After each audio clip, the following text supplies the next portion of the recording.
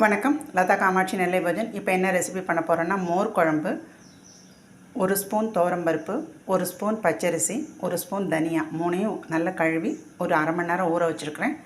இப்போ வந்து தேங்காய், பச்சை மிளகா, சீரகம் இது எல்லாத்தையும் மிக்சியில் அரைச்சிட்டு வந்துடலாம். இந்த கப்புக்கு 1.25 கப்பு மோர் எடுத்துருக்கிறேன். இப்போ இதை நல்லா சிலிப்பிக்கலாம். மோர் குழம்பு தடியங்காய் போட்டு தான் வைக்க போகிறேன். வெள்ளை பூசணிக்காய், தடியங்காய் வெள்ளை பூசணிக்காய் ரெண்டும் ஒன்று தான். இப்போ வந்து தடியங்காயில் கொஞ்சோண்டு தண்ணி ஊற்றி நல்லா வேக வச்சாச்சு. இதுக்கு கொஞ்சோண்டு உப்பு, இதுக்கு தேவையான உப்பை போட்டு வேக வச்சுருக்கிறேன். இதுக்கப்புறம் இதை அரைச்சிட்டு மோரை செலிப்பிட்டு சேர்த்துக்கலாம், எல்லாத்தையும் ஒன்றா சேர்த்துக்கலாம். மோர் குழம்புக்கு சைட் டிஷ் வந்து வெண்டைக்காய் பச்சடி முடிஞ்சிருச்சு. இதை வேறு பாத்திரத்தில் மாற்றிட வேண்டியதான். அடுத்த சைட் டிஷ் வந்து பீட்ரூட் ஜாம். 1/4 கிலோ பீட்ரூட்டை நல்லா கேரட் துருவி இருக்கிறேன். 1/4 டம்ளர் தண்ணி ஊற்றி இப்போ நல்லா வேகட்டும். பீட்ரூட்டோட பச்சை வாசம் போனோன்னு பார்ப்போம். மிக்சியில் வந்து சேர்த்துட்டோம் துவரம்பருப்பு, பச்சரிசி, தனியா, தேங்காய், பச்சை மிளகா, சீரகம். இப்போ வந்து மஞ்சப்பொடியும் உப்பும் சேர்த்துக்கலாம். உப்பு சேர்த்து அரைச்சிடலாம். மஞ்சப்பொடி மட்டும் சேர்த்துருக்கேன். உப்பு வந்து குழம்பு கொதிக்கும் போது லேசாக நுரகட்டி வரும்போது போட்டு விட்டுடலாம் கடைசியில். இப்போ இது எல்லாத்தையும் குறைன்னு அரைச்சிட்டு வந்துடலாம். பீட்ரூட் நல்லா வெந்துட்டுருக்கு. இன்னும் கொஞ்சம் நல்லா வேகட்டும். தண்ணியெல்லாம் அப்படி சொன்னோன்னு நம்ம ஆற வச்சு மிக்சியில் அரைக்க வேண்டியதான்.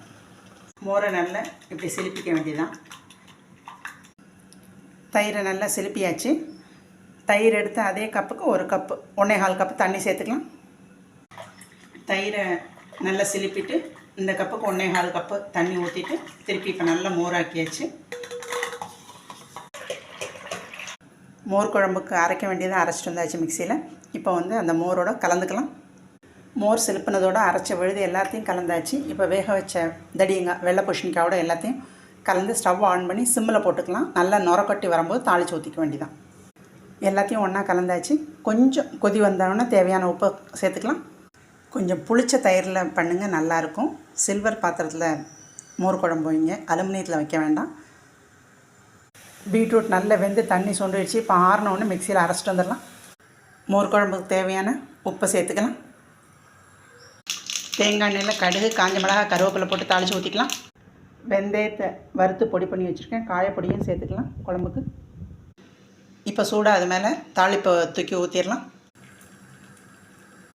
நல்லா நுரகட்டி வருது. இப்போ ஆஃப் பண்ணிட வேண்டியதான். கொதிக்க விட்டுறக்கூடாது, கொதித்தா நல்லா இருக்காது. இப்போ மல்லி கருவேப்பிலை போட்டுற வேண்டியது. சூடான சுவையான மோர் குழம்பு ரெடி. கரண்ட்டு போயிடுது. இன்றைக்கி சனிக்கிழமை நம்ம வீட்டு நாராயணனுக்கு தழிக பச்சரிசி சாதம், மோர் குழம்பு, வெண்டைக்காய் பச்சடி, பீட்ரூட் ஜாம். இந்த ரெசிபி பிடிச்சிருந்துன்னா லைக் பண்ணுங்கள், ஷேர் பண்ணுங்கள், சப்ஸ்கிரைப் பண்ணுங்கள். நன்றி.